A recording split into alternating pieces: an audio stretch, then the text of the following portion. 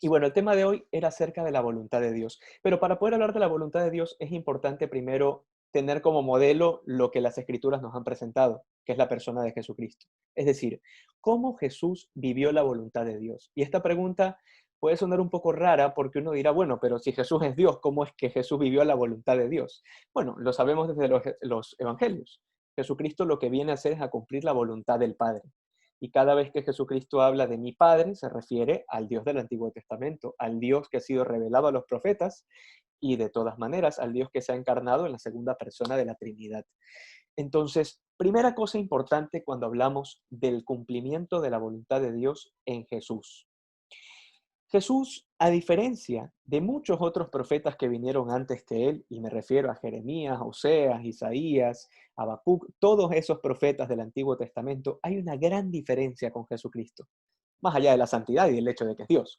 Pero hay una diferencia también muy grande, y es que el peso de la mano de Dios, el peso de la misión profética en Jesucristo no pesa. ¿A qué me refiero con esto? Por ejemplo, Isaías sentía el peso de la voluntad de Dios, sentía que era un peso que venía arrastrando y que tenía que cumplir con su propia vida.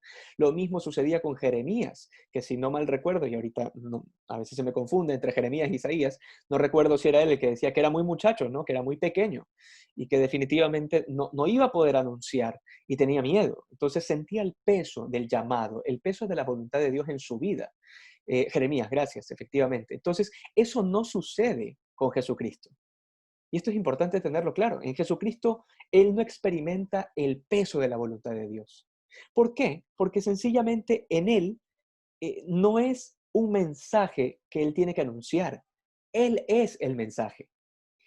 Esta es la primera distinción importante que tenemos que hacer para poder entender cómo en Jesucristo se cumple la voluntad de Dios. Él no viene a anunciar un mensaje, Él no viene a profetizar como los profetas que vinieron antes que Él.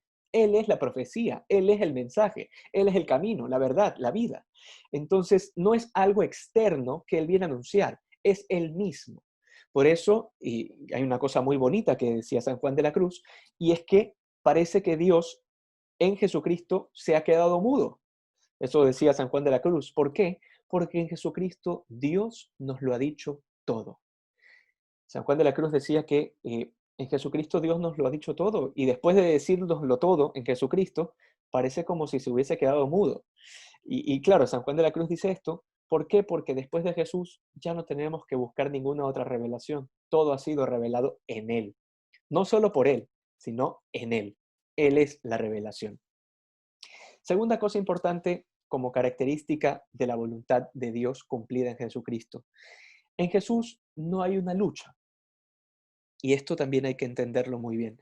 En el fondo, en el fondo de la personalidad de Jesucristo, no hay una lucha, no hay una pugna, porque no hay pecado, porque no hay tentación en él, no hay pasión, a diferencia nuestra que tenemos la famosa concupiscencia, es decir, la inclinación al mal, la inclinación al pecado. En Jesucristo no existía esta realidad. De manera que en él no había una lucha, ni tampoco había una lucha en el sentido de que él tuviese enemigos. Es decir, sabemos que los fariseos, los escribas, los saduceos y un montón de gente quería crucificarlo, lo sabemos muy bien. Pero Jesús no siente ni experimenta esto como una enemistad con alguien. Es más, cuando nosotros a veces ponemos una rivalidad entre Jesucristo y el demonio, es una rivalidad que no existe. ¿Por qué no existe esa rivalidad? Porque no hay igualdad de condiciones. El enemigo de Dios no es el demonio. En otras palabras, si quieren ponerle un enemigo al demonio, podrá ser San Miguel Arcángel si quieren, que es más o menos lo que hemos visto en el Apocalipsis, quien lo haya leído. Pero no podemos poner una enemistad entre Dios y el diablo, porque no existe esa enemistad. No son iguales. El demonio es una criatura. Dios es el Señor y soberano de toda la creación, a quien el demonio no le llega ni a los talones. Entonces, siendo esa la realidad, es incorrecto decir que Jesús tenía enemigos. No había enemigos de parte de Jesucristo. En su experiencia personal no había esa lucha, esa pugna con otras personas, por así decirlo. Y luego, también otra cosa importante de resaltar en la vida de Jesucristo en cuanto al cumplimiento de la voluntad de Dios, es el momento en el que se encamina hacia Jerusalén. Como muchos sabrán, cuando Jesucristo se encamina hacia Jerusalén, es porque ya se estaba acercando su pasión. Jesús va caminando hacia Jerusalén y viene este famoso domingo de Ramos, que nosotros celebramos en la Semana Santa, que es la entrada triunfal de Jesucristo a la ciudad de Jerusalén. Jesucristo cuando entra a la ciudad de Jerusalén y cuando es movido por el Espíritu Santo para ir a Jerusalén, es importante entender que en su interior no sucede como sucedía con los profetas, que era una especie de fuerza que lo alaba y lo empujaba, ni tampoco Jesucristo fue a Jerusalén por el contexto político o por las situaciones tal como se dieron. ¿A qué me refiero? No es que hubo algo externo que ocasionó que Jesucristo vaya hacia Jerusalén. ¿Por qué aclaro esto? Porque la voluntad de Dios en la vida de Jesús se da justamente en la hora en el que así Él lo ha decidido. No hay algo externo que lo empuje, no hay algo que lo obligue. Por eso Jesucristo dice, a mí nadie me quita la vida, yo la entrego, yo la doy y asimismo yo la recupero. Estas cosas son importantes tenerlas en cuenta porque de alguna manera nos van a ayudar un poco a entender, eh, nos van a ayudar a entender un poco cómo vivir la voluntad de Dios en nuestra vida también. Eh, Voy a tratar de estar pendiente también en el tema del chat. María Cristina dice, y cuando Jesús le dice al Padre, ¿por qué lo ha abandonado? Ok, cuando Jesucristo experimenta este abandono, porque efectivamente lo experimenta, no es solamente el cumplimiento de la profecía, no es solamente el cumplimiento de un salmo, porque Jesucristo, claro, cuando dice esto, está poniendo en su boca un salmo. Pero aparte de eso, Jesucristo experimenta la soledad del Padre. ¿Y por qué? Bueno, lo sabemos muy bien, porque en Jesucristo hay dos naturalezas, la humana y la divina.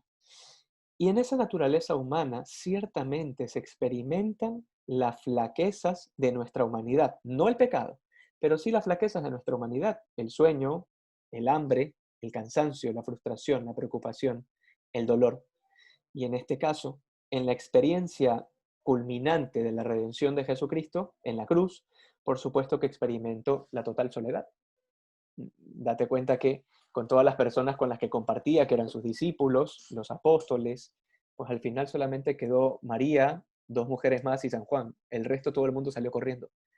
Entonces, la experiencia total de la soledad y de saber y tener la conciencia divina de que estaba cumpliéndose la voluntad del Padre en él, ciertamente que generaba también una experiencia de soledad. Y por eso Jesucristo exclama esto, ¿no? Y así se cumple no solamente el Salmo, sino que también de alguna manera nos permite ver esa humanidad en Jesús.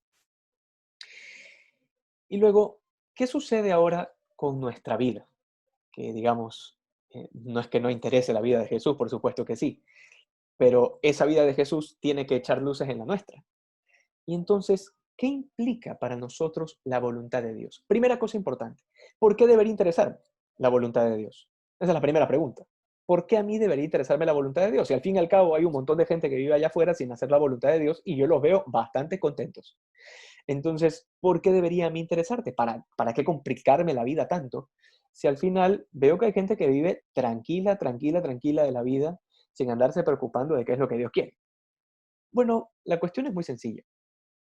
Todos nosotros queremos ser felices. Y eso indistintamente de si somos creyentes, si no somos creyentes, pero todos queremos ser felices. Esa es la realidad. Incluso aquella persona que ha pecado, en su pecado, busca la felicidad. Y esto que estoy diciendo es antropológicamente así.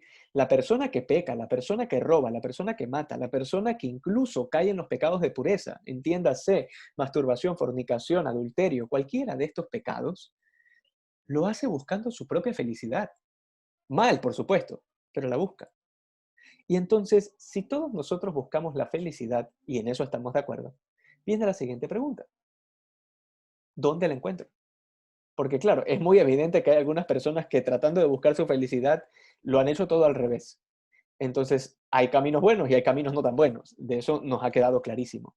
Pero es que a nosotros debería interesarnos la voluntad de Dios, porque nosotros, al haber sido creados a su imagen y semejanza, es evidente que la única persona que va a poder descubrirnos cuál es ese plan que me va a hacer feliz es aquel que me ha creado.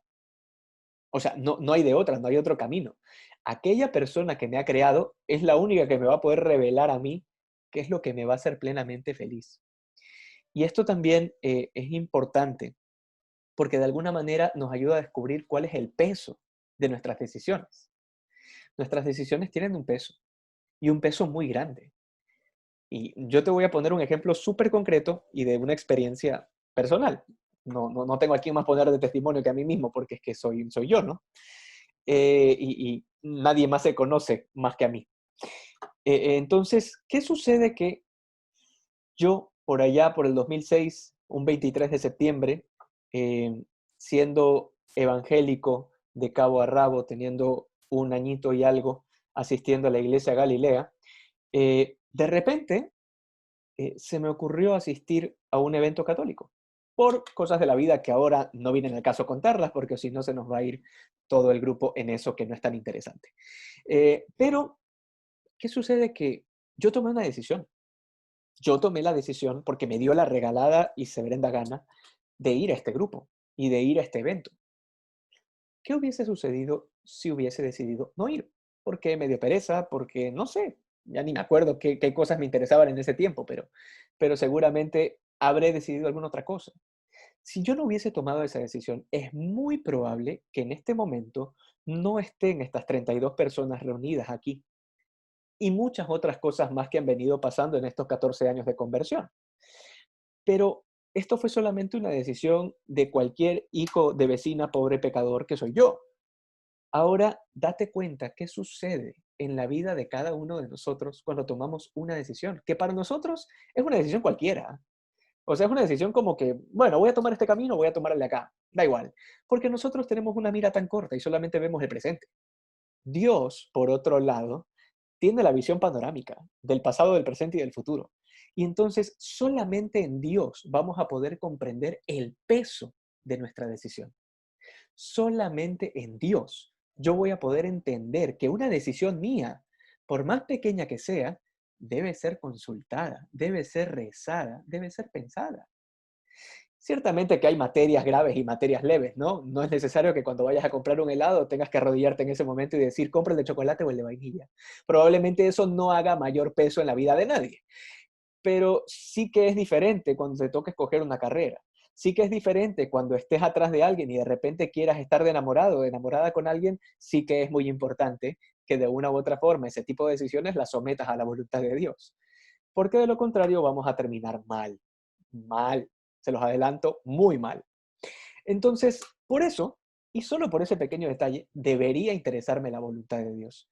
Porque solamente así yo voy a poder comprender, primero, si estoy cumpliendo, si estoy cumpliendo la razón por la cual existo. Y de esto voy a hablar ya mismo. Y segundo, si es que realmente estoy siendo feliz. Entonces, primera cosa que acabo de decir, si realmente estoy cumpliendo para la razón por la cual fui creado. Date cuenta que la voluntad de Dios en nuestra vida no es algo externo, no es algo externo, es decir, no es una cosa que viene de afuera y que yo escucho o que de repente, no sé, yo investigo, yo busco, no es una cosa de afuera. Es todo lo contrario. Quien ha leído las Confesiones de San Agustín y se las recomiendo, eh, podrá comprender que la voluntad de Dios no está afuera, no. La voluntad de Dios, la voz de Dios, Dios mismo, mora en nuestro interior. Entonces, cuando yo hablo de cumplir la voluntad de Dios, no estoy hablando de una cosa que se me impone desde afuera. Yo estoy hablando de la realización total de mi persona. Cada vez que yo cumplo la voluntad de Dios, mi ser, mi esencia, lo que hace que sea lo que yo soy, esa es la esencia, lo que hace que una cosa sea lo que es, mi esencia se cumple a cabalidad, se perfecciona. Soy más yo. Esto es algo que cuando me meto en temas de filosofía o doy alguna de estas clases de metafísica, siempre les digo, a ver, existe la verdad, la bondad, la unidad y la belleza. Es lo que en la metafísica se conoce como los trascendentales. Y entonces, un burro, y esto es un ejemplo muy claro, un burro es bello en un sentido trascendental, en un sentido metafísico, un burro es bello. ¿Por qué? Porque cumple la voluntad, cumple la razón por la cual fue creado, que es ser burro. Y entonces cuando el burro rebuzna, es más bello aún. ¿Por qué? Porque es lo que hace que sea más burro aún. Es su característica propia. En nuestro caso, Dios nos ha creado para Él. Eso es lo que dice San Agustín, y es una realidad total. Dios nos ha creado para Él y nuestro corazón no va a descansar hasta que descanse en Él, es lo que dice San Agustín. Pero es una realidad porque esa es la voluntad de Dios. Entonces, cuando yo hago la voluntad de Dios, no estoy haciendo nada más que plenificarme, santificarme, pero también perfeccionar mi realidad de persona. Perfeccionar el hecho de ser yo. Esto es una cosa increíble porque desde esta perspectiva te das cuenta que quien no cumple la voluntad de Dios vive en una mentira total, vive en una falsedad constante. Y eso es lo que muchas veces explica la infelicidad profunda que a veces nos toca vivir. Y digo nos toca vivir porque es culpa nuestra, porque hemos tomado una pésima decisión. He ahí el peso de nuestras decisiones. Y sí, el Espíritu Santo, por supuesto que está en nuestro interior. El Espíritu Santo mora en nuestro interior. Somos templo del Espíritu Santo, es lo que dice San Pablo. Pero todas estas cosas que pueden quedar en la teoría solamente se experimentan en la realidad cuando nos damos cuenta si realmente estamos cumpliendo la voluntad de Dios y si entendemos qué implica cumplir la voluntad de Dios. Como les acabo de decir, si yo cumplo la voluntad de Dios, mi ser, mi persona, yo como Steven Neira, si cumplo esa voluntad de Dios, soy cada vez más yo, soy cada vez más auténtico, soy más pleno, más feliz. Y si no hago eso, evidentemente habrán muchas cosas en mi vida que serán falsedad, o que estarán a medias, o que están incompletas. Esa es la realidad y es uno de los argumentos de por qué debe interesarme la voluntad de Dios. Eso nos lleva a la segunda cosa importante. Ok, entiendo que la voluntad de Dios es importante, entiendo que debe interesarme. Ahora, ¿cómo llego a saber cuál es esa voluntad de Dios? Esa es la pregunta del millón. Y evidentemente aquí yo no voy a develarles la voluntad de Dios a cada uno de ustedes, pues porque ni soy Dios, ni tampoco he visto su cuaderno, así que no tengo la menor y más mínima idea de cuál será la voluntad de Dios para cada uno de ustedes. Pero ciertamente sí que hay cosas bastante claras y concretas de cómo ir viendo dónde o cómo se desarrolla esa voluntad de Dios. Primera cosa importante, para entender el contexto de la voluntad de Dios. El contexto, es decir, ese momento en el que se desarrolla esa voluntad. Primero, el tiempo. Y el tiempo de la voluntad de Dios es aquí y ahora, es en el presente. Eso es importante tenerlo en cuenta. ¿Por qué? Porque muchas veces nosotros nos engañamos a nosotros mismos creyendo que no podemos cumplir la voluntad de Dios porque de repente, ahorita, en este momento, ahorita, como decimos nosotros los guayacos, ahorita no puedo, ¿ya? O sea, tal vez más tarde, pero ahorita no puedo por X, Y, Z motivos. Eso es un engaño. La voluntad de Dios se puede cumplir y se debe cumplir ahora, hoy y ahora. En este momento, en este momento estamos cumpliendo la voluntad de Dios, estando todos nosotros aquí reunidos en su nombre y hablando acerca de algo que nos sirve para nuestra santificación. Después de que termine este momento y yo cierre esta laptop y cada uno de ustedes vuelva a sus tareas y los que están en España y en otro lado del charco de repente ya se vayan a dormir, pues cada uno cumplirá la voluntad de Dios en la medida en que Dios les vaya pidiendo distintas cosas. Aquella persona que tiene mañana un examen, y voy a ser muy concreto en esto, que mañana tiene un examen porque estudia medicina, se me ocurre, y todavía tiene que estudiar, pues entonces cerrará su laptop y lo que tendrá que hacer es poner el libro y ponerse a estudiar. Y eso será la voluntad de Dios. Aquella persona que tiene familia y tiene a sus hijos en la casa, inmediatamente apenas termina esto, pues tendrá que atender a sus hijos. Entonces, en cada uno de nuestros contextos de vida, la voluntad de Dios se cumple ahora. No hay que esperar. No hay que esperar a nada. Segunda cosa importante de la voluntad de Dios, el lugar. Y el lugar es aquí y allí, a donde están ustedes. Ese es el lugar de la voluntad de Dios. Y esto también que parece muy obvio, también lo digo porque muchas veces cuando buscamos la voluntad de Dios, hay mucha gente que se frustra y entra y se hace pelotas en la cabeza, no se hace un champú. Porque dice, no, es que yo no sé cuál es la voluntad de Dios en mi vida, yo no sé si de repente me quiere monje del desierto, no sé si de repente me quiere, no sé, pues monja de claustro en Timbuktu, no sé si me quiere de misionero no sé, en África. A ver, un segundo. Primero tengamos en mente de que Dios no te va a pedir nunca algo que tú no vas a poder realizar. Si Dios te pide algo que tú no puedes hacer, o si Dios te va a pedir algo que no vas a poder encontrar nunca, Dios, permíteme, es un tirano, es un malvado. Ese no es el Dios del cristianismo. Dios evidentemente te pedirá en su voluntad algo que está dentro de tu contexto. algo que tú tienes la oportunidad de experimentar. Entonces, el lugar de la voluntad de Dios es aquí, donde estás en este momento. Dios te puede llamar de misiones a África. Sí, sí te puede llamar de misiones a África, pero seguramente en el contexto de tu vida debe haber algo que apunte hacia eso. ¿Me explico? Entonces, yo, por ejemplo, no tengo nada que ver con África, ni nada me conecta con ningún otro continente, porque toda mi vida está aquí. No tengo ni, bueno, familiares sí tengo en otro lado, pero no en África, les aseguro. Entonces, si esa es mi realidad, imagínate que yo en este momento pierda mi total tiempo y me empiece a ofuscar preguntando, ¿será que Dios me quiere de misionero en África?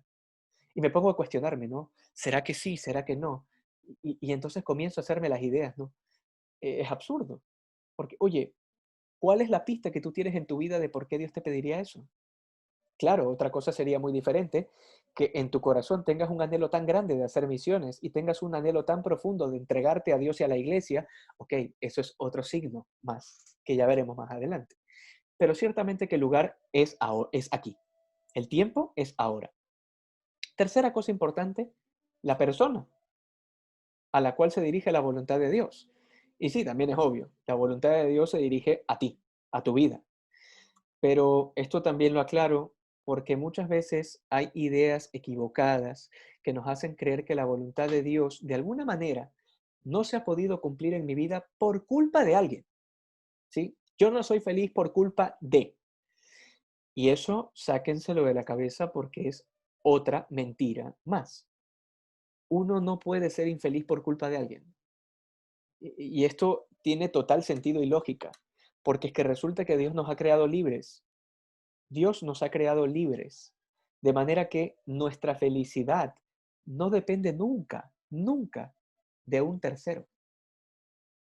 Óiganme, las personas, los mártires que han muerto pudriéndose en una cárcel por profesar la fe de Jesucristo, uno dirá, bueno, y esa pobre gente, por culpa de terceros, tuvo que acabar su vida de una forma tan denigrante, o de repente les han cortado la cabeza. Se me ocurre en este momento los cristianos eh, hace un par de años que murieron mártires a manos del Estado Islámico, por ejemplo. Y uno dirá, bueno, eso son causas de terceros. Sí, sí, por supuesto. Pero eso no quita en absoluto que esas personas vivieron la auténtica felicidad. Eso no quita que San Pedro, al morir crucificado de cabeza, no experimentó la felicidad verdadera y total.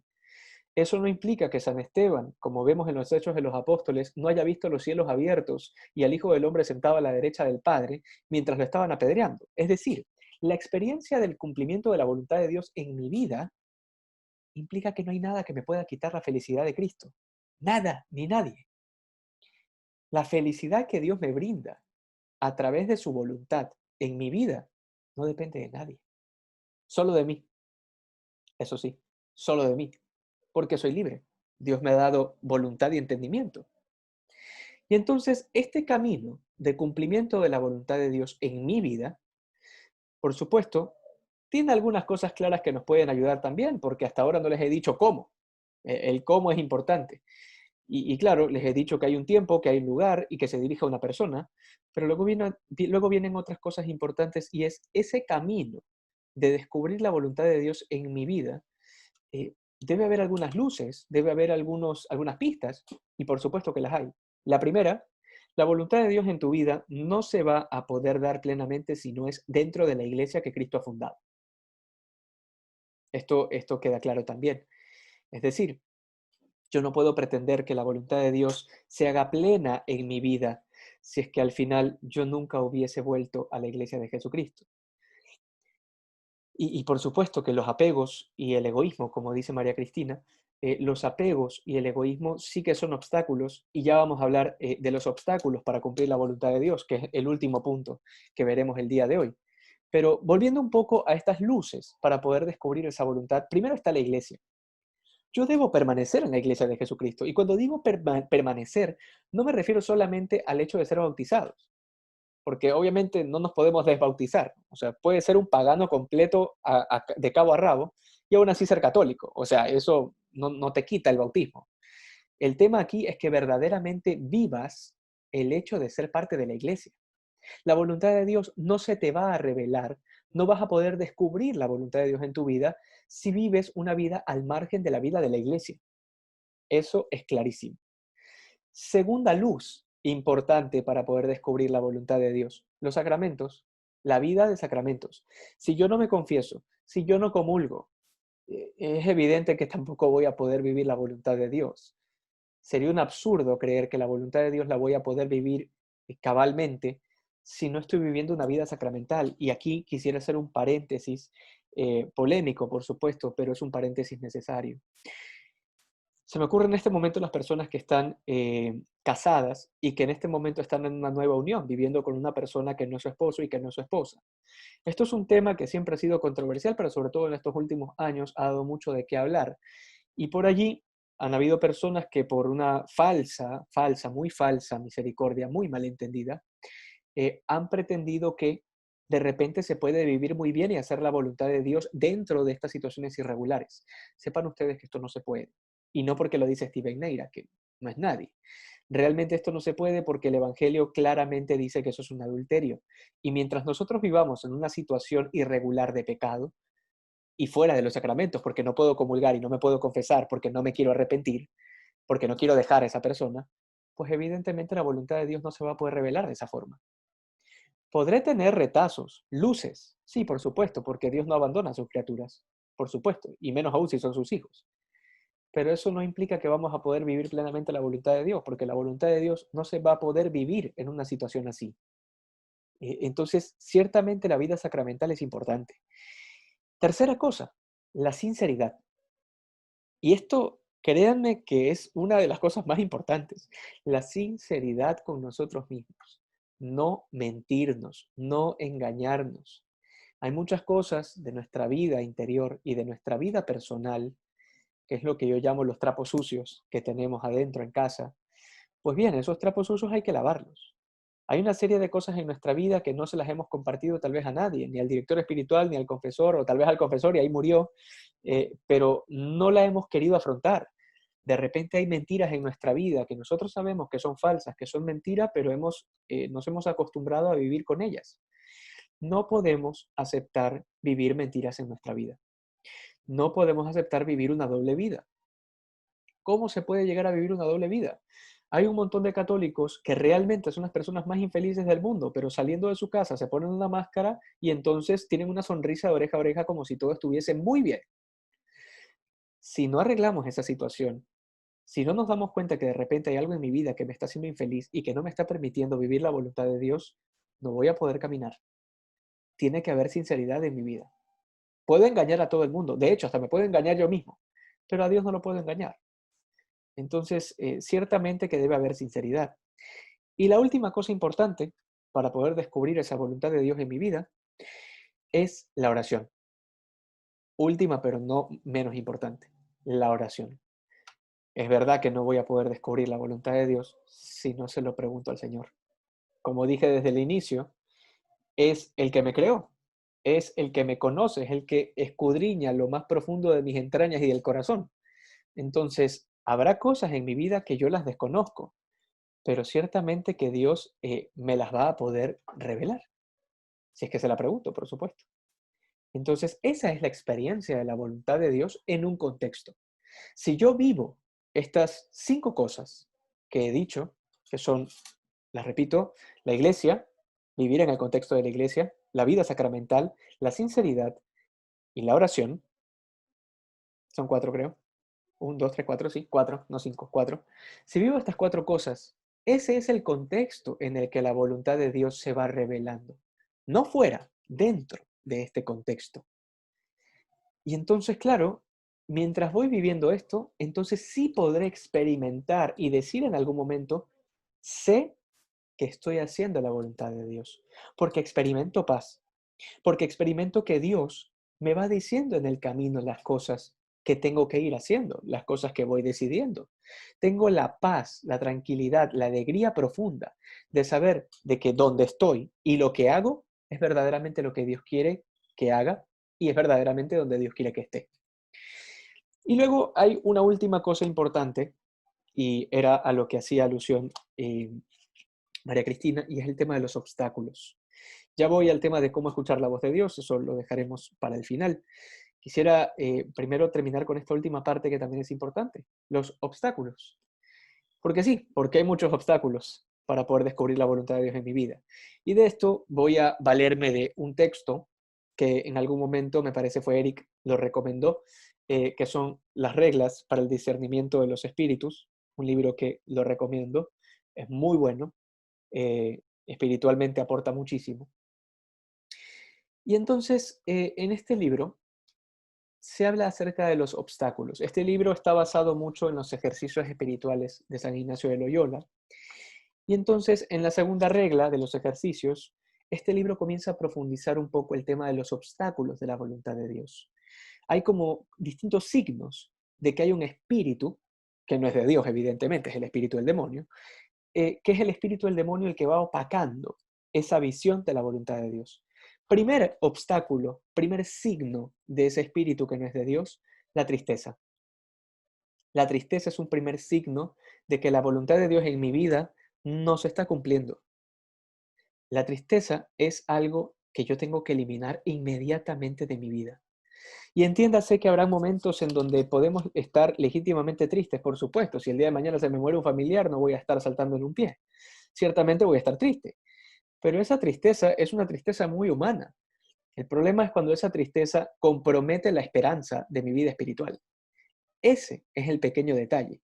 Cuando la tristeza ya no se convierte en tristeza, sino en depresión. Cuando la tristeza ya compromete la esperanza total de mi vida y de mi existencia. Hay gente que se le derrumba el mundo porque se le ha muerto alguien. Oye, todos tenemos derecho a llorar y tenemos derecho a estar tristes.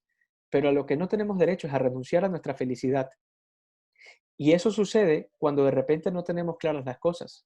Cuando en realidad no creemos en la vida eterna. No creemos que vamos a ver a esa persona nuevamente, porque eso es lo que nos dice la fe.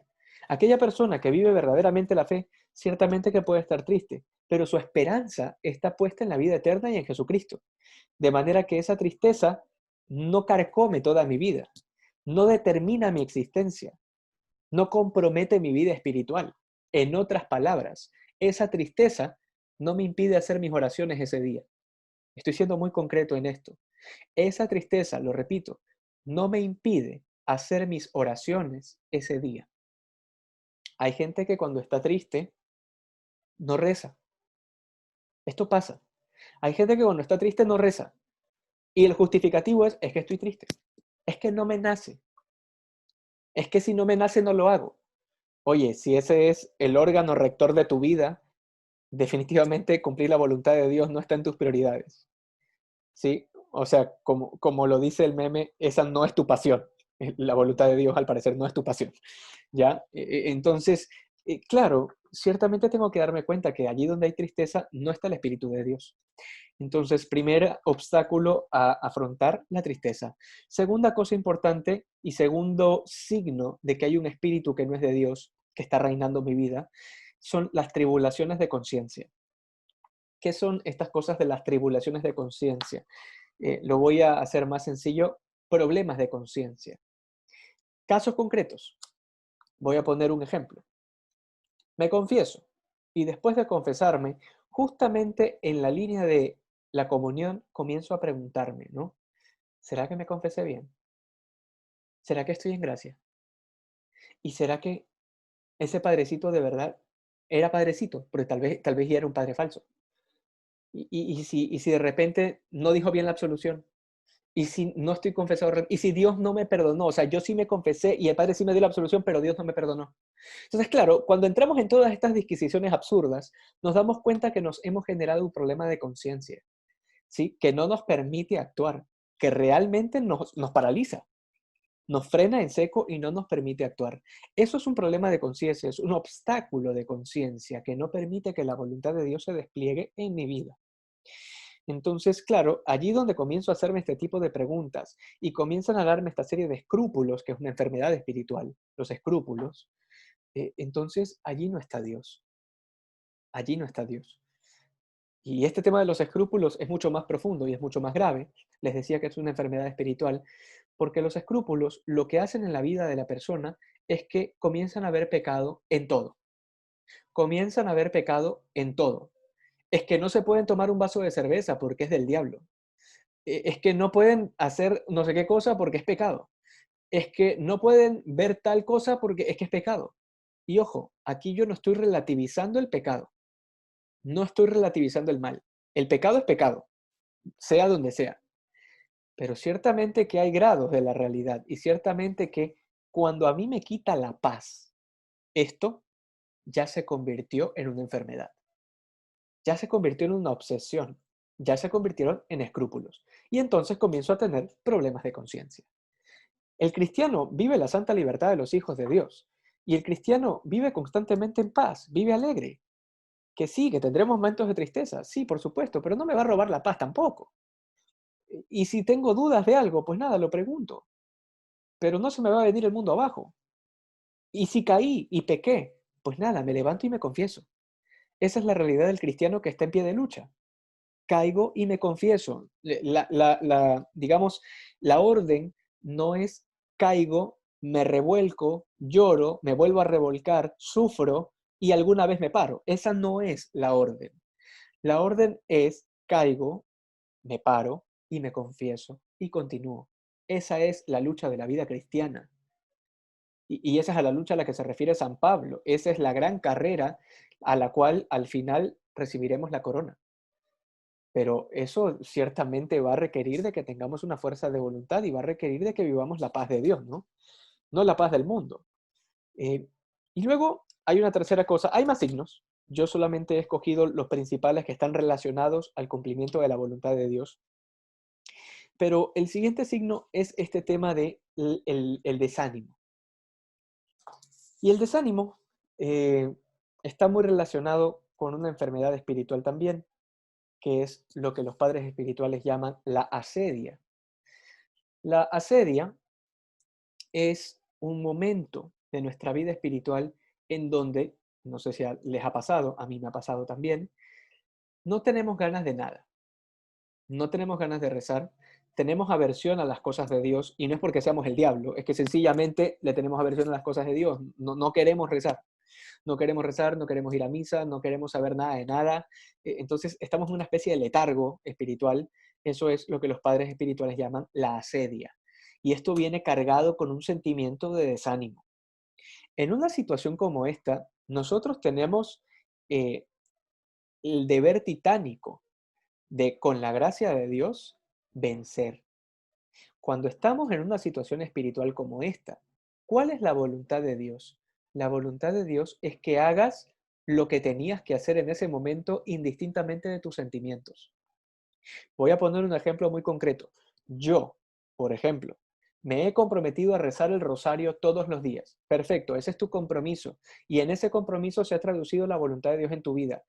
Porque para esto también, supongo, tuviste que haberlo hablado con algún sacerdote, con algún director espiritual, porque si no, imagínate, tú eres la norma de ti mismo, eso no, nunca termina bien.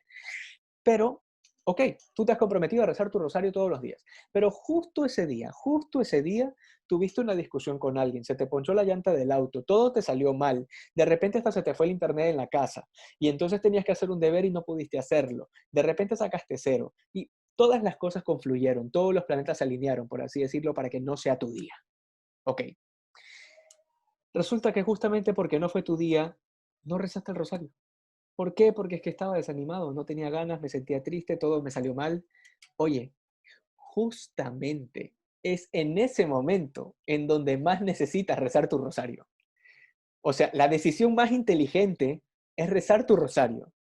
La decisión más tonta es justificarte de tu situación sentimental, emocional o como lo quieras ver, todas tus crisis existenciales que tengas, para justificar el no rezar. La voluntad de Dios se cumple en esas pequeñas cosas. La voluntad de Dios se traduce en las autoridades legítimas. Esto también es importante. La autoridad de Dios se traduce en las autoridades legítimas. Si eres hijo, la voluntad de Dios se manifiesta también en la voluntad de tus padres. Si tienes un director espiritual, la voluntad de Dios se traduce también en la voluntad del director espiritual y así en la voluntad del obispo y en la voluntad de la iglesia y en la voluntad de Cristo. Porque todos nosotros vivimos en el cristianismo una jerarquía. Todos nos debemos a alguien. Esa es la realidad de la voluntad de Dios. Todos nos debemos a alguien y la voluntad de Dios se manifiesta en esos alguien que de alguna manera tienen autoridad sobre nosotros. Eso también es una traducción importante de la voluntad de Dios en nuestra vida. Y por último, viene el tema importante y es, ok, ya hemos visto de manera muy general, cómo se traduce esa voluntad de Dios, cuáles son los obstáculos, en qué momento se da, a quién se dirige. Perfecto. Ahora, ¿cómo la escucho? Que es la pregunta que había hecho Andrés. Bien, primero que no se van a abrir los cielos, al menos esa no es la vía ordinaria. Sí, no digo que no pueda suceder, ¿no? Dios hace lo que quiere, ¿no? Y lo ha hecho, de hecho.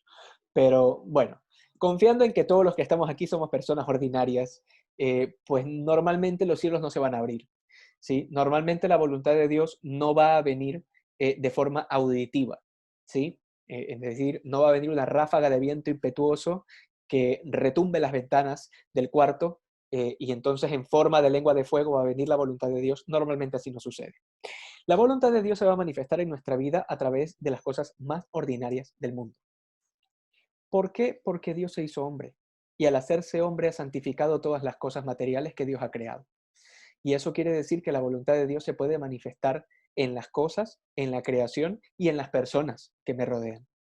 Eso es importante tenerlo en cuenta porque a veces desechamos la voluntad de Dios porque tenemos este criterio equivocado de que la voluntad de Dios solamente puede venir de aquellas personas que yo considero que debería venir. Repito, a veces tenemos el criterio equivocado de que la voluntad de Dios solamente puede venir de aquellas personas que yo considero que debería venir. Pues que lo sepas, que la voluntad de Dios puede venir de la persona que te cae peor en este mundo. Que la voluntad de Dios puede venir de boca de alguien que te cae mal. Pero eso no quita que sea voluntad de Dios.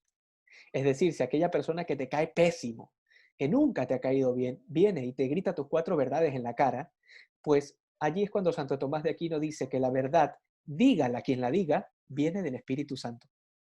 Y esto que dice Santo Tomás de Aquino es tal cual. Lo repito, la verdad, dígala quien la diga, viene del Espíritu Santo.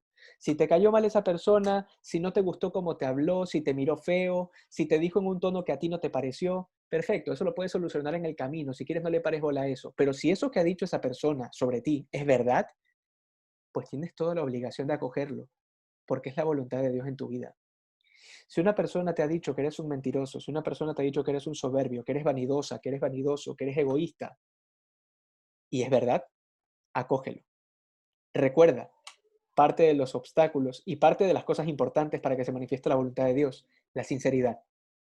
Si no eres sincero contigo mismo, si no eres sincera contigo misma, no se va a dar la voluntad de Dios. Entonces, este criterio, que aparte es una falacia, se llama la famosa falacia ad hominem, que es, yo no acepto que esto sea verdad. ¿Por qué? Porque lo dijo esa persona. Oye, eso no debe interesarte.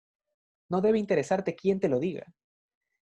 O sea, de repente ahora nos hemos vuelto jueces de Dios y entonces tenemos que decirle a Dios, ¿cómo yo quisiera que me hables? No, a mí no me gusta así. A mí me tienen que hablar bonito y me tienen que decir de esta forma y, a ver, no, la voluntad de Dios no se manifiesta de esa manera. Dios habla. ¿Cuándo habla? Ya lo hemos dicho, habla ahora. ¿Dónde habla? Ya lo hemos dicho, habla aquí.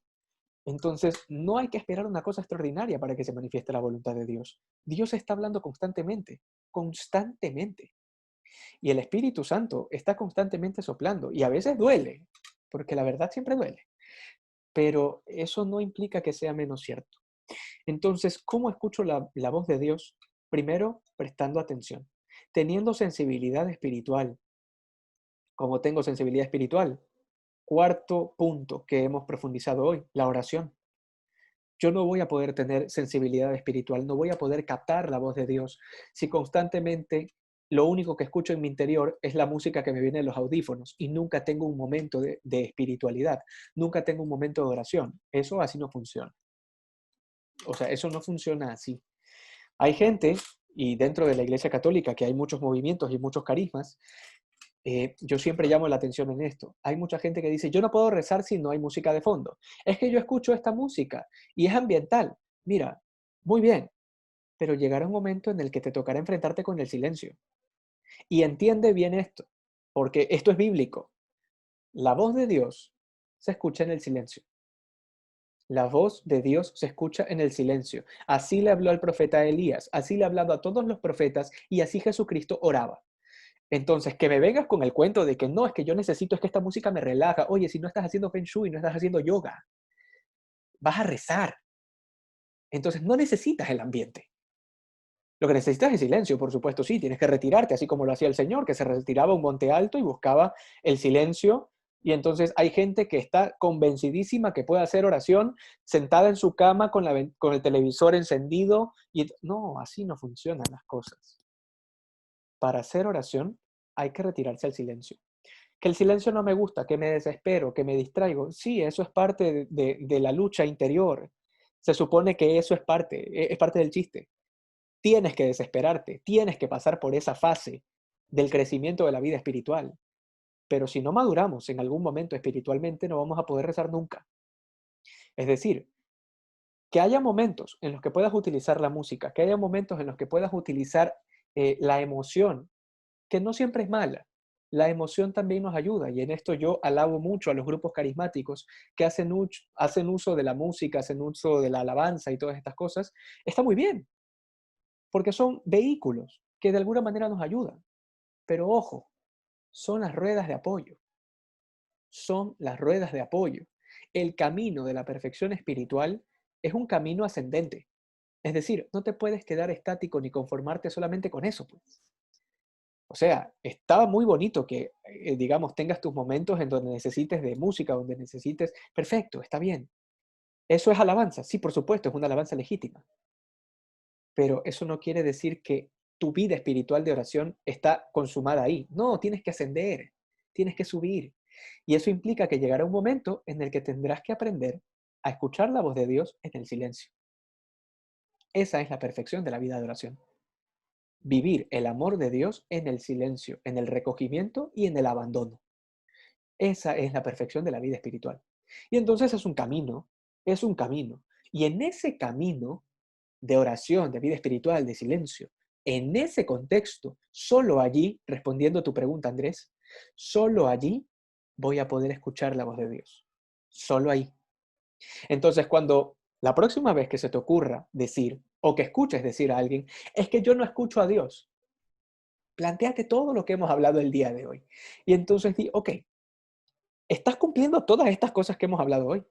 Porque si algo está faltando, esa es tu respuesta de por qué no estás escuchando la voz de Dios. ¿Sí? O sea, la voz de Dios no la estoy escuchando porque de repente algo de lo que hemos hablado hoy falta. ¿Sí? Tal vez me falta más silencio, tal vez me falta más sinceridad, tal vez me falta más oración. eh, no lo sé. O sea, hay una serie de cosas y una serie de obstáculos en nuestra vida que tienen que irse quitando y despejando del camino. Ok, de manera un poco así general, esto es el tema de la voluntad de Dios, pero sé que esto es un tema muy general, lo que hemos hablado hoy. Y no lo puedo hacer de otra forma, porque, como les dije, no sé cuál es la voluntad de Dios en la vida de cada uno. Así que si alguno tenía la esperanza de que después de esta charla iba a decir, ya sé cuál es la voluntad de Dios en mi vida, lamento haberlos estafado, pero no pretendo decirles cuál es la voluntad de Dios en su vida. Solamente pretendo darles luces respecto a la voluntad de Dios, ciertos obstáculos que pueden aparecer y ciertas luces de cómo podría encontrarla, ¿no? Y claro, aquí Sandra nos ha dicho este tema de la pereza. La pereza y el tema la asedia espiritual son primos hermanos. La asedia siempre trae pereza consigo. La asedia es lo que no nos va a permitir cumplir nuestro horario, cumplir nuestras oraciones y cumplir nuestras obligaciones. Es más o menos como cuando le da a uno un cuadro depresivo, que no es cualquier cosa. ¿Eh? La gente está acostumbrada a decir, estoy deprimido. No, no, a ver, el cuadro depresivo es una cosa muy seria. Uno no es que se deprime así por así. ¿Sí? La gente está mal acostumbrada a utilizar el tema de estoy deprimido. No, puedes estar triste a lo mucho. Deprimido es otra cosa. Es una cosa que tiene que perdurar unos 6 meses más o menos y tiene que obstaculizarte tu vida normal. Eso es un cuadro depresivo. Entonces, la asedia trae consigo la pereza, por supuesto. Y la pereza, como decía mi abuela, que es la madre de todos los vicios, eso es real. Mi abuela era teóloga. Ciertamente, a partir de la pereza vienen los otros pecados capitales que le siguen. Si seguir la voluntad de Dios viene con tribulaciones, ciertamente que sí. Siempre sí. No existe el cumplimiento de la voluntad de Dios si no es con tribulación. ¿Por qué? porque el oro solamente se purifica en el fuego. Eso es lo que nos enseña el Evangelio y eso es lo que Jesucristo nos ha enseñado con su propia vida. Entonces, no es posible, a mí, yo siempre repito esto, eh, me causa mucha gracia y no es porque quiera faltar el respeto, es que de verdad me causa gracia este grupo de Pare de Sufrir. A mí me causa mucha gracia porque es que en verdad no existe eso. O sea, no hay cómo parar de sufrir. O sea, no existe. Jesucristo no vino a quitar el sufrimiento del mundo. ¿Sí? Jesucristo vino a sufrir con nosotros, que es una cosa muy diferente. Entonces, cuando yo voy a cumplir la voluntad de Dios, ¿va a haber sufrimiento en mi vida? Sí, va a haber sufrimiento y mucho. Agárrate porque viene mucho. ¿Sí? Jesucristo fue el peor publicista de la historia. No encuentro peor marquetero que Jesucristo. O sea, realmente, y se los digo de verdad, porque es que yo, no sé, o sea, yo porque soy creyente y ahora lo entiendo y me he abierto a la verdad y lo amo con locura. Pero yo en el tiempo de los apóstoles, escuchar a Jesús promocionar su mensaje, créeme que lo último que se me hubiese ocurrido es seguirlo. ¿Sí? O sea, porque por si acaso la promoción que él hacía era, miren, a ver, si ustedes me siguen, los van a perseguir, los van a matar.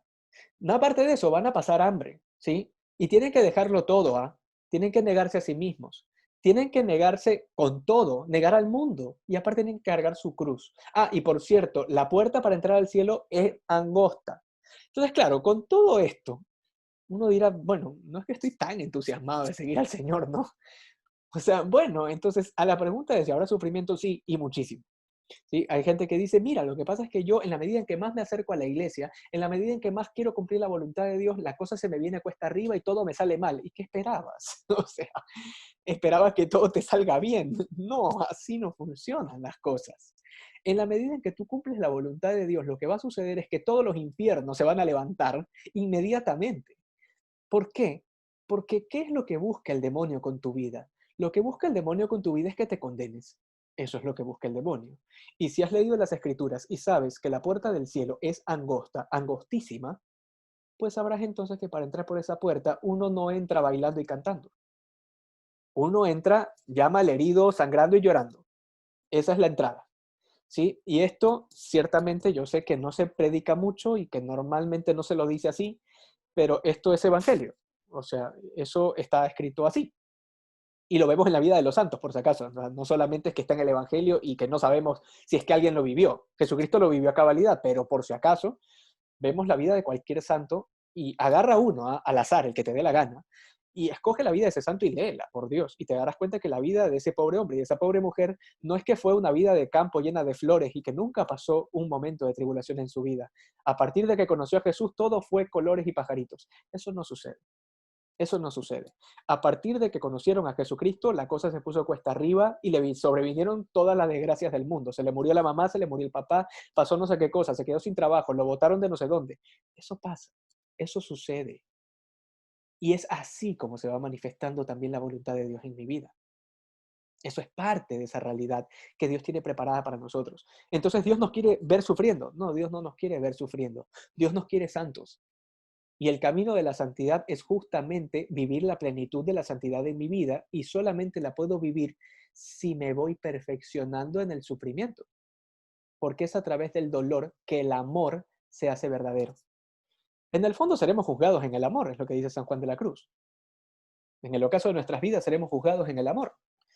Esa famosa frase de San Juan de la Cruz es tan real, porque sí, por supuesto. El amor solamente se puede ver en el sufrimiento. No hay amor sin sufrimiento. La Madre Teresa de Calcuta lo decía claramente. Hay que amar hasta que duela. Y si duele, es buena señal. Eso es así. El amor duele, por supuesto. Y sí, las tribulaciones son buena señal en la medida en que estas tribulaciones no obstaculizan el cumplimiento de la voluntad de Dios en mi vida. Voy a ser muy específico en esto. Pongo nuevamente el ejemplo, volvemos al ejemplo del tema de yo que me he comprometido a rezar mi rosario diario. Ok, me sobrevivieron una serie de tribulaciones y sí, son buena señal, por supuesto que son buena señal. ¿Por qué? Porque es el demonio que de a poco va poniendo zancadillas. Y no solamente el demonio. Si hemos prestado atención a nuestra catequesis 101, nos daremos cuenta cuáles son los enemigos del hombre, que son tres, que son mundo, demonio y carne. Nosotros solamente hemos hablado hoy acerca del demonio, pero ciertamente que el mundo, con todas sus seducciones y pasiones, y que nosotros, que es la carne, nosotros, nuestras inclinaciones y nuestras malas costumbres, también son parte de esa tribulación que hay que vencer. Entonces, siempre que hay una tribulación, cuando quiero cumplir la voluntad de Dios, cuando quiero rezar mi rosario, por ejemplo, sí es una buena señal. Cuando esta tribulación ya no es una buena señal, cuando más bien yo me dejo aplastar por ella. Y entonces allí ya hay un problema. Hay un problema porque ya no estoy viendo la tribulación en su justa medida. Ya no me estoy dando cuenta que esa tribulación es algo que me puede ayudar a santificarme, sino que más bien lo estoy viendo como una muralla gigante que no me permite llegar a Dios y que no voy a poder mover nunca y me quedo estancado allí. Allí, entonces, ya esa tribulación dejó de ser positiva y se convirtió en un verdadero obstáculo para mi santidad. Y entonces el sufrimiento santifica siempre, siempre que sea vivido junto a la cruz de Cristo. El sufrimiento, si no es vivido junto a la cruz de Cristo, es estéril. Es totalmente estéril. No tiene sentido. Todo sufrimiento humano tiene sentido en la cruz de Jesucristo. Fuera de eso, pues nada, todo sufrimiento humano es estéril. Y por eso yo decía desde un inicio, este tema de pare de sufrir, a mí me da mucha risa, porque es que no se puede parar de sufrir. O sea, realmente lo que nos pide el Señor no es parar de sufrir. Lo que nos pide el Señor es santificar el sufrimiento, que de manera que cuando yo vivo ese sufrimiento junto a la cruz de Cristo se vuelve redentor. Es decir, puedo vivir una auténtica conversión a partir de ese sufrimiento. Y no solo eso, sino que puedo convertir a otros. Ese es el valor profundo del sufrimiento en la vida. Claro, ofrecerlo ¿cómo? En el momento en el que yo estoy sufriendo, imagínate una persona que está postrada en su cama porque tiene cáncer terminal, se me ocurre en este momento tantas personas que también he conocido así y que han vivido una enfermedad así de una manera santa. Son personas que en el momento de ese sufrimiento tan duro pueden ofrecerlo al Señor. ¿Cómo lo ofrecen? No quejándose. ¿Cómo lo ofrecen? Siendo conscientes de que eso que están viviendo es parte de la voluntad de Dios para sus vidas y que ese sufrimiento, esa enfermedad que están viviendo, está ayudando de alguna manera a que otras personas se conviertan. Esa enfermedad, ese dolor, esa preocupación se convierte en oración. Repito, esa enfermedad se puede convertir en oración y entonces habré ofrecido mi sufrimiento por la conversión del mundo, por mi propia conversión, por la conversión de alguna persona que está alejada de Dios y de la iglesia y que no tienes la menor idea de cómo volverla al camino de Dios. Pues bueno, haz sacrificios también por ella. Eso es muy válido. Haz sacrificios por ella. Ayuna, no sé, o de repente cosas menos drásticas, tal vez, como si eres mentiroso o mentirosa, pues no mientas. Cosas muy sencillas, cosas del día a día. Levántate a la hora indicada, no pongas 7 alarmas, pon solamente una y levántate con esa. Son cosas muy concretas que de alguna manera pueden ayudarnos a sacrificarnos y vivir el día a día cumpliendo la voluntad de Dios. Y en esto, y con esto termino, les prometo, parte de las manifestaciones concretas de la voluntad de Dios, no sé cuántos de ustedes utilizan alarma para levantarse, pero sí quiero decirles que la alarma es la voz de Dios. ¿Sí? Esto lo aprendí en el seminario y lo aprendí a las malas. Eh, pero verdaderamente es así. La alarma es la voluntad de Dios. Y no es mentira, no es una analogía que estoy haciendo, no es metafórico, no, es real. Porque si tú pones una alarma es porque tenías que hacer algo en ese momento, como levantarte, por ejemplo. Y si tú te levantas para apagarla o para posponerla, o peor aún, ya es premeditado y con alevosía, como diríamos, y entonces tienes 7 alarmas diferentes, una a las 7:55, otra a las 7:56, otra a las 7:57, porque ya tienes en tu voluntad programado revolcarte en la cama 7 veces, pues entonces no estamos cumpliendo la voluntad de Dios en los detalles chiquitos. Si pones una alarma a las 7, levántate a las 7, pero así, como gato, salta de la cama. Sí, es así. La voluntad de Dios se cumple en el aquí y en el ahora, no en el después, no en el ya mismo. Se cumple ya.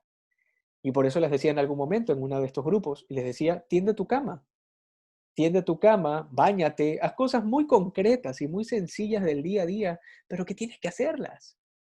Entonces, sí, ¿va a salvar mi alma tender mi cama? ¿Sabes qué? Puede ser que sí. Puede ser que sí, déjame decirte que puede ser que esa acción hecha con amor, por la mayor gloria de Dios, puede salvar tu alma. Lo que tú ves como un mísero tender la cama o un sencillamente levantarme a las 7 y vencer la pereza, solamente en la eternidad podremos darnos cuenta del peso, repito, del peso de nuestras decisiones, por muy pequeñas que sean. Entonces, no estoy diciendo que desde ahora todos se tienen que levantar a las 7, cada quien tendrá su horario de levantarse, yo lo único que estoy diciendo es que si has programado algo y que es parte de tu obligación, tienes que hacerlo. Y no posponer, no procrastinar. La procrastinación es enemiga de la voluntad de Dios. ¿Sí? Posponer las cosas no es bueno. Ok, con esto he terminado un poco el tema. Hoy, este era el tema corto, así que lo lamento. Eh, pero en tal caso, pues nada, si tienen preguntas, si quieren compartir algo o algo que quieran decir, pues adelante, los escucho.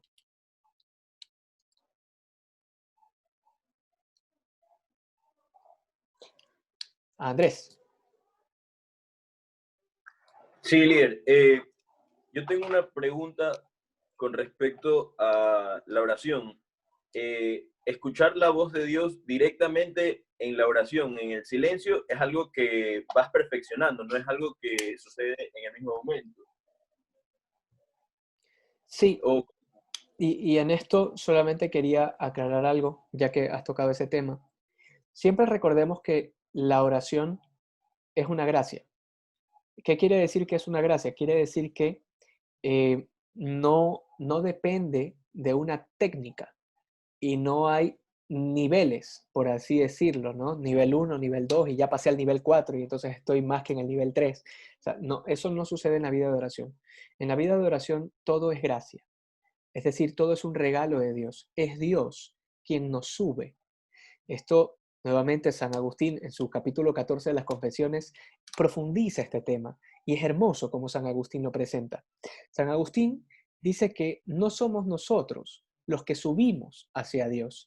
Es Dios quien baja hacia nosotros y nos sube con Él. En eso se resume la vida de oración. Entonces, a tu pregunta de si nosotros perfeccionamos el oído para escuchar la voz de Dios, sí, podemos perfeccionar el oído, pero eso no deja de que la oración es una gracia. ¿Qué quiere decir eso? Que por más perfeccionado que tengas el oído, si la voluntad de Dios es que tú vivas un momento de oscuridad, mira, no habrá oído que aguante el silencio de Dios. Esto se me viene a la mente la vida de la Madre Teresa de Calcuta, que pasó 40 años sin escuchar a Dios. Y date cuenta de todo el legado que dejó, ¿no? Pero oye, fueron 40 años de soledad y sequedad espiritual. Eso debió haber sido un infierno para esa pobre mujer. 40 años de no sentir nada, de no tener ganas de nada. Y bueno, tú la ves, porque hay videos de ella, tú la ves cómo trabaja, cómo se desvivió por los pobres y cómo el día de hoy fue canonizada, o sea, no hoy específicamente, me refiero en estos tiempos, fue canonizada y elevada a los altares. Pues sí, pero su vida espiritual fue un desierto. Entonces, ¿ella cumplió la voluntad de Dios? Sí que la cumplió. ¿Escuchaba la voluntad de Dios? Sí, no de la manera en que ella hubiese querido, pero sí que la escuchaba y la cumplía. Entonces, sí, podemos afinar el oído para escuchar la voz de Dios, pero eso no asegura que Dios te vaya a hablar como tú estás esperando que te hable. Por eso repito, la oración es una gracia, no depende de técnicas, ¿sí? Hay posturas que nos pueden ayudar a orar mejor que otras, por supuesto. Si me vas a decir, voy a rezar acostado en mi cama, te voy a decir, no, tal vez esa no es una postura muy adecuada porque te puedes dormir. Pero esto podemos llevarlo a un extremo equivocado, ¿no? Y lo digo porque hay muchos católicos que también tienen esta mentalidad, ¿no? De que a través de una serie de técnicas yo voy a poder hacer oración y entonces con esta técnica de aquí, poniéndote de esta forma, la oración va a ser más perfecta. No, si no depende de ti, no pierdas el tiempo. No depende de ti, depende de líder, Dios. Sí. pero, ¿qué opinas de...? Yo tengo una amiga que me comentaba que ella oraba mientras iba de camino al trabajo, en el carro, conduciendo. O Uh -huh. sea, ¿tú crees que esté bien porque no tienes ese momento de silencio? O sea, porque, no sé, pues el carro de atrás te está pitando, tienes que virar, etcétera. Uh -huh. Sí, allí siempre se aplica la pregunta propia del Señor. La pregunta que el Señor hubiese hecho es, ¿qué es mejor? ¿Que ore o que no ore? Entonces, claro, la respuesta sería, es mejor que ore, aunque no necesariamente sea de las mejores formas. O sea, si me vas a plantear que para que ore bien, pues entonces mejor que no lo haga en el carro, pero bueno, si va a escuchar, en vez de eso, va a escuchar bachata todo el camino, pues mira, yo preferiría que haga oración, si quiere. Entonces, porque entre digamos, lo legítimo y lo perfecto, siempre prefiero lo perfecto, y lo perfecto es que haga oración, a pesar de que haya bulla y todo. Muy distinto es que tú me digas, ese es el único momento de oración que esa persona va a tener, porque el resto del tiempo no va a rezar nada. Allí sí tenemos un problema. Sí tenemos un problema, porque cada uno de nosotros tiene que tener por lo menos unos 5 minutos destinados solo y únicamente para el Señor. Esa es tu cita con el Señor. Y tu cita con el Señor no se puede dar en el carro, camino de la casa al trabajo. O sea, eso es indigno. O sea, puede ser que mientras estás de casa al trabajo quieras rezar. Perfecto, está muy bien. Como te digo, es mejor eso que escuche bachata si quieres. Está bien. Claro. Pero que tú me digas que ese es su único momento de oración, ese es el momento que tiene reservado para el Señor. Aguanta, ahí tal vez no está tan bien la cosa, no está tan claro. Y, y rezar y orar, tú comentabas en un podcast que era lo mismo, pero orar yo tenía entendido que era ese momento de silencio, o sea, de no estar repitiendo una frase Ujú. o una oración. ¿Cómo podría ser esto? O sea, Es tal cual como lo dije en rezar el algún momento, rosario es igual, entonces, o sea, es una podrías escuchar oración, es orar. la voz de Dios en un rosario. Sí, por supuesto que sí, 100 veces sí, claro. Nosotros oramos cuando rezamos el rosario. No, no, hacer estas distinciones lo que hacen es denigrar de alguna forma ciertas oraciones que hemos aprendido. Es lo que decía, me parece, en este audio. O sea, y cuando nosotros decimos que el rosario es solamente repetir palabras y que la verdadera oración es cuando estás en silencio, oye, entonces el rosario es oración de segunda categoría, o sea, y eso no es así. O sea, el problema es que muchas veces nosotros las oraciones vocales, como el rosario, por ejemplo, a veces abusamos del tema de que puede rezarse mientras estamos haciendo otra cosa y entonces nos distraemos. Pero un rosario bien rezado, vivido con el silencio, con el recogimiento y con el ambiente de sacralidad, por supuesto que es una oración y que te puede llevar a Dios. Claro, para eso está, justamente, para eso está el rosario. Y que puedes escuchar la voz de Dios allí también, perfectamente. Ok, Gracias, Liz. ¿quién más por allí tiene alguna pregunta, lo que quiera decir? Acerca de esto mismo último, yo siempre había entendido rezar como, no quiero decir lo que tú decías de simplemente repetir palabras, Ujú, pero sí como que algo un poco más mecánico, en el sentido de que rezar es cuando rezamos el Padre Nuestro o el Ave María, ujú, o, o un rosario en el que hacemos estas cosas. Y por eso justamente lo veía como un poco más apropiado cuando lo quieres hacer en forma grupal, ujú. porque damos las peticiones en un momento inicial y después ese, hacemos todo el rosario. Mientras que la oración era como, según yo, ese momento más personal en el que tú directamente hablabas con Dios, en el que decías las cosas que muy probablemente no las quieras decir al frente de todo el mundo. Ujú. Ya, a ver, yo creo que tiene mucho que ver con el tema de cuál es el criterio con el cual nosotros estamos viendo la repetición de las palabras. Y aquí te voy a poner un ejemplo muy concreto. Para las personas que están en una relación o que están casadas, pues sobre todo las que están de enamorados, ¿no? Porque allí tal vez esos gestos se ven mucho más claros todavía. Pero siempre pasa esto, ¿no? De que son medio melositos, ¿no? Son medio melosos y entonces no pueden irse a dormir si es que no se despiden. Entonces se despiden y entonces antes de despedirse comienzan con el tema de no, despídete tú, no, despídete tú. Bueno, aunque eso era un poquito más antes cuando teníamos los teléfonos, ¿no? Ahora ya nadie se habla, solamente es por WhatsApp. Pero entonces incluso por WhatsApp también sucede, ¿no? El tema de que no terminan de despedirse, ¿no? Y entonces siempre repiten lo mismo. Date cuenta que es un rito. Es un rito todas las noches. Todas las benditas noches es el mismo rito y son las mismas palabras y terminan diciendo te amo, descansa. Te amo, descansa. Te amo, descansa. Entonces, ok. Si esas son las palabras repetitivas, el hecho de que tú las repitas no quiere necesariamente decir que o sean falsas o sean de segundo grado, todo lo contrario. Se supone que en la repetición de esas palabras se va profundizando el amor que le tienes a esa persona. Entonces, la repetición de palabras dentro de la oración es como lo concebían los judíos. Las oraciones de los judíos era repetición de palabras, porque en su concepción, si tú en algún momento tienes la oportunidad de ver Deuteronomio 6:4, anótatelo por allí, anótatelo en la frente, donde tú quieras, porque esto es una de las citas más hermosas del Antiguo Testamento. Deuteronomio 6:4 dice, el Señor nuestro Dios es solamente uno. Amarás al Señor tu Dios con todo el corazón, con todas tus fuerzas, con todo el alma, y estas palabras las repetirás a tus hijos, yendo de casa, yendo de camino, acostado y levantado. Ok, esto tan hermoso, los judíos lo rezaban todos los días, y era lo mismo, y lo repetían todos los días. Es el famoso Shema Israel. Escucha Israel, porque así comienza la cita. Escucha Israel, el Señor tu Dios es solamente uno. Lo repiten todos los días. ¿Y por qué lo repiten todos los días? Porque los judíos tenían esta concepción de que en la medida en que ibas repitiendo la palabra, era una repetición cíclica ascendente. Repito, una repetición cíclica ascendente. Es decir, es lo mismo, sí, pero cada vez es más profundo y es más elevado. El día de ayer no es el mismo que el de hoy. Entonces, el te amo de ayer no viene con la misma carga del te amo de hoy, ¿sí? Entonces, esta repetición cíclica, profunda, elevada, es la que nosotros deberíamos estar viviendo en las repeticiones vocales de las oraciones que repetimos.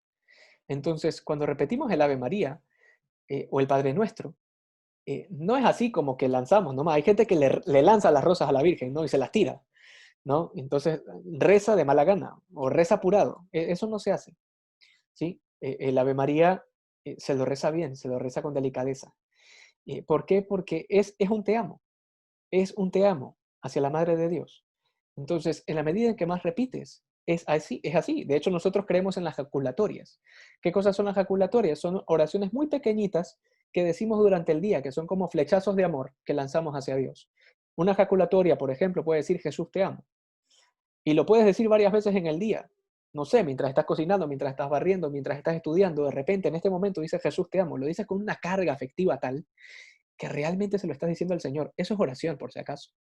Eso es oración, legítima, oración. No, pues estás repitiendo palabras. Sí, estoy repitiendo palabras, pero eso no lo hace falso. Entonces, de allí nace la experiencia de la oración vocal, que no es una oración de segundo grado, es oración verdadera. Ok, las 32 personas me han tenido mucha paciencia hasta estas horas.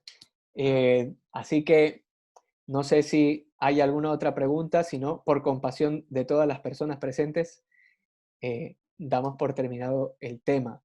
¿Alguien más que quiera preguntar algo o decir algo? ¿Yo? ¿Me escuchas? Sí, sí, Víctor, adelante. Ya. En cuanto al aspecto de la voluntad de Dios, que va obviamente ligado a la vocación de cada uno, a mí una vez, bueno, cuando yo era más pequeño, ¿no? Un coordinador de un grupo me dijo que, bueno, no tiene que discernir para ver cuál es su vocación y cumplir la voluntad de Dios, pero a veces hacemos prevalecer un poco más nuestra voluntad, lo que queremos o lo que creemos que Dios quiere de nosotros, porque nos gusta esa vocación o porque nos atrae más y nos vamos por ese camino. Entonces, me acuerdo que aquella vez ese coordinador usó como la frase, nunca serás completamente feliz como en la vocación que realmente Dios te quería ahí, pero puedes llegar a ser en cierta medida feliz. ¿Cuán cierto es eso? Sí, eso es básicamente cuando nosotros tomamos una decisión equivocada y aún así, en esa decisión equivocada, Dios te permite ser feliz. Básicamente es eso. Te pongo un ejemplo muy concreto.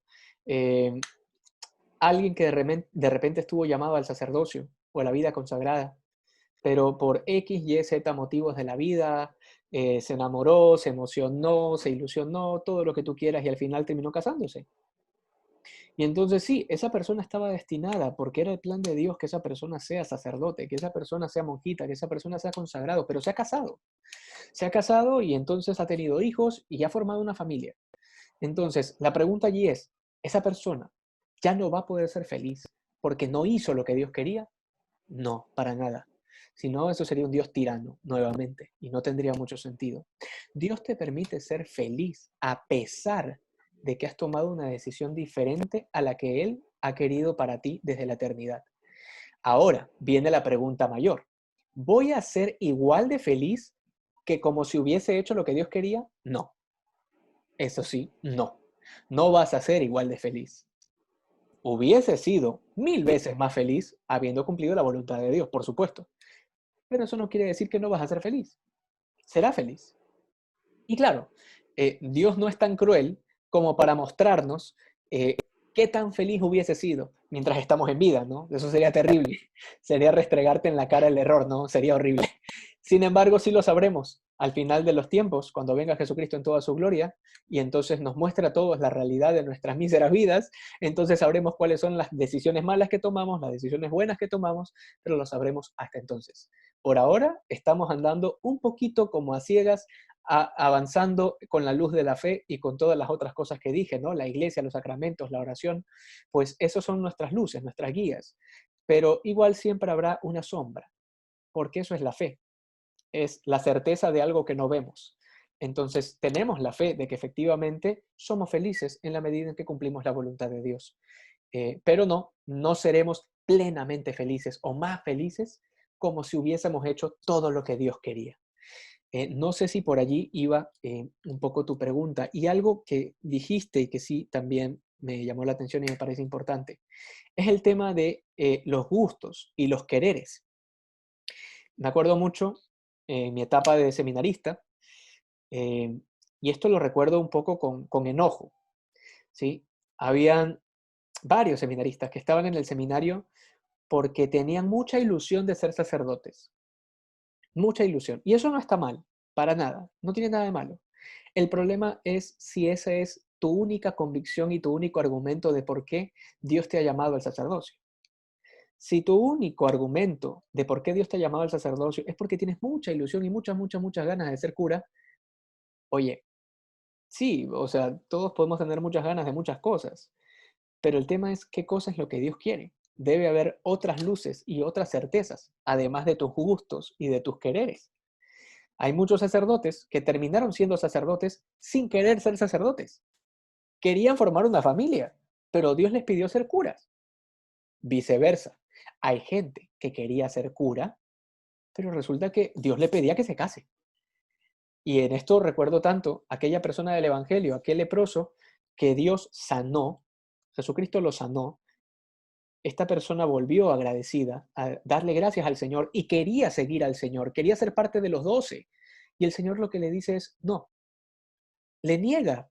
Él quería seguirlo y el Señor le dice que no, que se regrese a su casa y que anuncie en su pueblo y en su familia la buena nueva. Esa es la vocación. ¿Qué quería esa persona? Quería ser de los 12, quería seguir al Señor más de cerca, quería ser consagrado. Pero el Señor le dijo, no, esa no es tu vocación. No te quiero para eso. Te quiero para otra cosa. Entonces, no siempre va a confluir, no siempre va a compaginar nuestros quereres con lo que Dios quiere. Si compagina, bendito sea Dios. Pero no siempre es así. Y el hecho de que no te guste algo no quiere decir que no vayas a ser feliz. ¿Sí? O sea, eso quítatelo también de la cabeza, porque es que no podemos vivir nuestra vida en base a sentimientos y gustos. A veces nos tocará hacer cosas que no nos gustan hacer, pero tenemos que hacerlas, porque es parte de lo que Dios quiere en nuestra vida. ¿Que nos va a costar? Sí, por supuesto que nos va a costar, pero es lo que Dios quiere. Y es lo que me va a hacer feliz. Y es allí donde descubrimos que la felicidad no es lo mismo, no es lo mismo que sentirme bien. La felicidad no es lo mismo que sentirme bien. Digo, podrás ser inmensamente feliz y no necesariamente te tienes que sentir bien siempre. Es la realidad. Tenemos que aprender también a separar un poco ese tema tan humano de nuestras emociones versus el plan de Dios en nuestra vida, ¿no? La voluntad de Dios en nuestra vida. Líder, una última pregunta. Andrés, Eh, yo tengo un amigo que me dijo que sería bueno que todos los hombres vayan al seminario para ver si es su vocación, pero hasta me lo estaba preguntando, pero ¿tú qué opinas de esto? ¿qué opino de que tú vayas al seminario o de que los No, no, hombres no, en no, no, general? no. De que todos los hombres vayan al seminario para Ah, saber ya. si es su vocación. Ah, ok, ok, ok, está bien. Bueno, está bien. A ver, no, tranquilo, no te pongas nervioso, no pasa nada.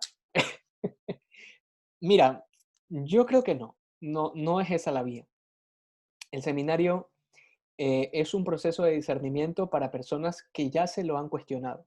Hay gente que nunca en su vida se ha planteado ser cura, y no necesariamente está mal. Y lo mismo aplica para los monasterios y para las casas de religiosas. O sea, hay muchas chicas que en su vida se han planteado ser monjita o la vida consagrada, y el hecho de que no se lo planteen no está mal. No es que todo el mundo tiene que plantear, no. Dios ha puesto en el corazón una serie de anhelos. Si en algún momento de tu vida sientes una chispa, y cuando digo sientes, mira que es importante los sentimientos, son importantes. No son determinantes, pero son importantes. Hay que darle su justa importancia también. Y entonces sí, hay gente que siente en su interior un llamado legítimo y tiene un cuestionamiento, tiene una inquietud, y entonces dice, es que yo siento esto. Entonces se va inclinando hacia algo. Y a esas personas sí deberían ir al seminario, por supuesto.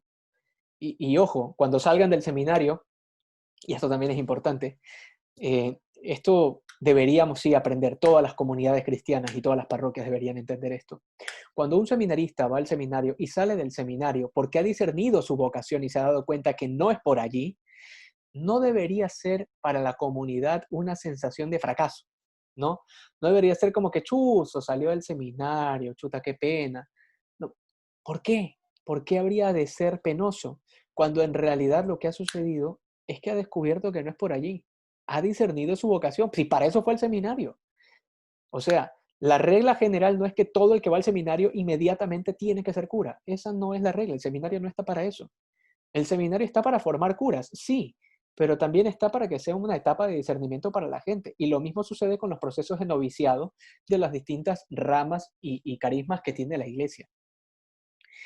Eh, ¿Por qué los sacerdotes y obispos permiten a aquellas personas al seminario? Bueno, eso es una gran pregunta, no lo sé. Nos topamos allí con la miseria humana de la iglesia. Primero porque la misión de los obispos y de los sacerdotes formadores de los seminarios no es ser policías y estar atrás de cada uno de los seminaristas, sino que estos sacerdotes de alguna forma asumen que hay sinceridad de parte de los chicos que van al seminario. Pero como te decía, a mí me daba mucho coraje cuando estaba en el seminario porque había muchos seminaristas que estaban allí buscando otra cosa, menos ser curas, buscando otra cosa, menos hacer la voluntad de Dios. Y de esto te topas en todos lados. O sea, había muchos chicos que estaban allí porque buscaban estatus, es decir, buscaban la atención que no recibían en su casa, buscaban la atención y los aplausos de la gente que no podían recibir por su propio nombre, porque como eran don nadie, como nadie los conocía, seguramente siendo curas, sí tenían un público al cual predicar, ¿no? Entonces ahora sí voy a ser reconocido. Hay todo este tipo de intenciones torcidas, pero las hay en el seminario, en el noviciado, en la iglesia y fuera de ella, porque somos seres humanos. Esa es parte de nuestra miseria como naturaleza humana. Somos pecadores. Entonces, de esto trata la voluntad de Dios, de que vayamos quitando estos obstáculos de nuestra vida. A mí realmente, yo realmente esto siempre lo repito mucho, y no sucede solo en los jóvenes, es en todas las edades por si acaso, pero esto es una inmadurez afectiva tremenda. Y es cuando queremos hacernos las víctimas. Ya en serio, las víctimas, nos hacemos las víctimas siempre. Y esto es algo que hace mucho daño para seguir la voluntad de Dios, créanme. Querer autocompadecernos, querer que nos tengan pena, este tipo de cosas nos hacen daño, porque opacan la voluntad de Dios en mi vida y opacan el criterio y la visión que tengo de mí mismo. Comienzo a poner el valor de mí mismo y el amor de mí mismo, comienzo a ponerlo en las personas. Es decir, si las personas me aplauden es porque valgo. Si las personas me escuchan es porque valgo. Y entonces si no me aplauden y no me escuchan es porque no valgo. O sea, estos criterios no son sanos, pero son obstáculos para descubrir la voluntad de Dios. Y esa es la razón por la cual hay muchos de estos chicos que están en el seminario y que no están buscando hacer la voluntad de Dios. Están buscando un público. Eso es lo que están buscando, un público. Y eso también explica por qué hay muchos curitas y muchas monjitas haciendo TikToks ridículos. ¿Por qué? Porque buscan atención. No están buscando anunciar a Jesucristo. Discúlpame, esta vaina de que no, es que yo anuncio a Jesucristo en todas las redes. Oye, eres consagrado, eres consagrada.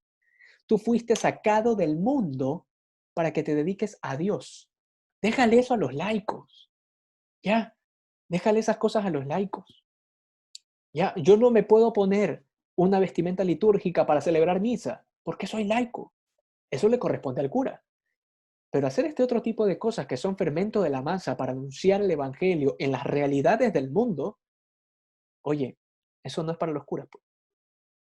Entonces, esto lo que implica muchas veces es que genera un daño al pueblo católico, primero, pero también a los curitas. Les hace mucho daño en su corazón, porque comienzan a buscar los likes, comienzan a buscar los aplausos, comienzan a buscar la atención, ¿no? Y entonces comienzan a hacer cosas raras y extrañas que lo único que hacen es, sí, y obviamente tienen los aplausos, por si acaso, ¿ah? Tú ves los comentarios y es un montón de gente que le dice, bravo, padrecito, sí, necesitamos padres así, actualizados. Y no, no necesitamos eso. Necesitamos la verdad de Jesucristo. La única verdad existente que tiene 21 siglos. Eso es lo que necesitamos. No necesitamos gente haciendo el ridículo. Eso no evangeliza. Eso, creo que me fue otro tema. Hasta menos que creo. Lo siento. Bueno, volviendo al tema. Entonces, sí, Algo de lo que tú mencionaste, sí. disculpa que te interrumpa.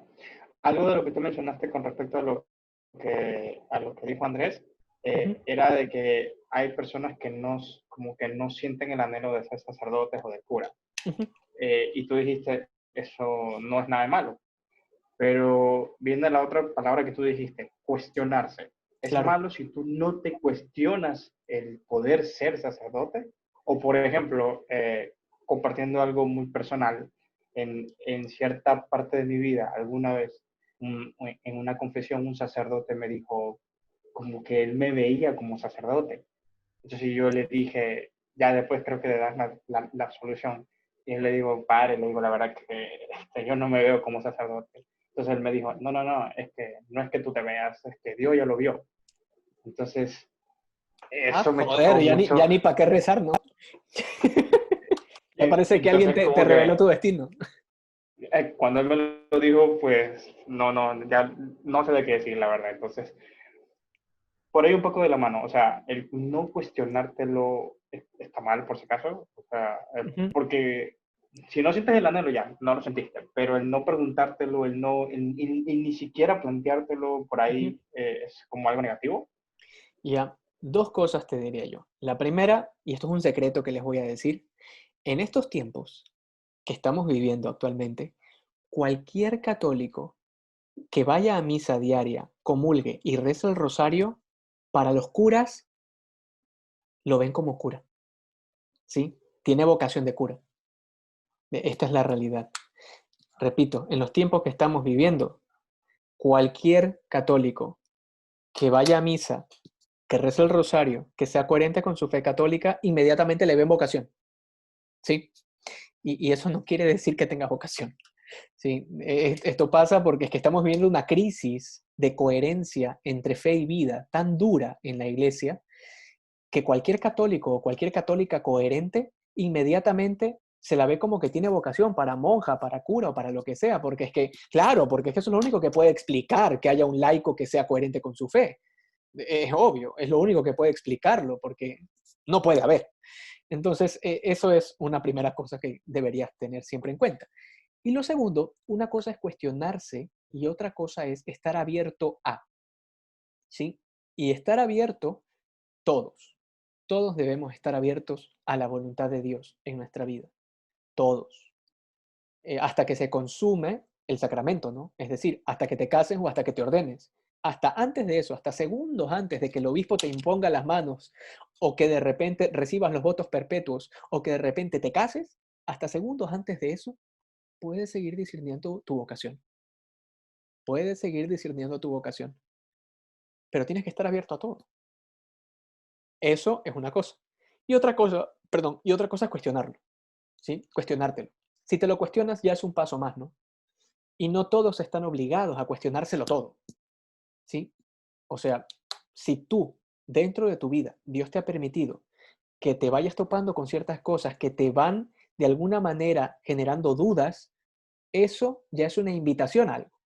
Y como tú estás abierto, pues te lo vas a cuestionar, por supuesto. Fuese muy diferente que Dios permita que sucedan en tu vida una serie de cosas que de alguna manera te hablan de la vida sacerdotal, pero tú estás completamente cerrado.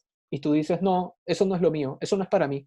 No, eso es una cosa muy diferente y eso sí está mal, por supuesto. Tienes que estar abierto siempre a lo que Dios quiera de tu vida, sea lo que sea.